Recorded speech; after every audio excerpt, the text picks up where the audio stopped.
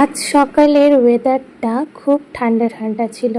কাল বৃষ্টি পড়ায় আজ অনেকটাই ঠান্ডা, তবে এখনও সময় বাড়লে দেখা যাবে কি হয়। তো আজ মারা একটু বাইরে গিয়েছিল, যার জন্য আমি ঘর টর সব ঠিক করে নিলাম। আর ঠিক করার পর একটু আমার কাজ ছিল, এই বস্তাগুলো বেসিক্যালি সেগুলো ছিল পড়ে, তো সেগুলোকে ধুয়ে শুকোতে দিলাম। আর কাল বৃষ্টি পড়েছিল, বৃষ্টি পড়ার জন্য বারান্দার পাপোশটা একদম ভিজে গেছে, সেটাকে ধুয়ে শুকোতে দিলাম। আর এই যে বললাম সময় বাড়লেই বোঝা যাবে কেমন ওয়েদার, তো দেখো কেমন রোদ দিয়েছে। রোদের জন্য তো বাবার গাড়িটাকে সরায় রাখলাম, গরম হয়ে যাবে না হলে।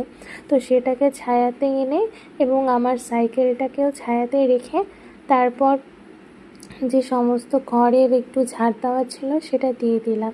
তো এরপর চলে গেলাম ফুল আনতে। আর কালকে বৃষ্টি পড়ার জন্য সব জায়গায় জল জমে গিয়েছে, তো ফুল নিয়ে এসে আমি স্নান করে ফুলটা দিয়ে পুজোটা দিয়ে দিলাম। পুজো দেওয়ার পর আমি একটু ব্রেকফাস্ট করব আজকে আম মুড়ি দিয়ে, আর আম মুড়ি খেতে আমি খুব ভালোবাসি। তারপর আমি একটু পড়তে বসলাম।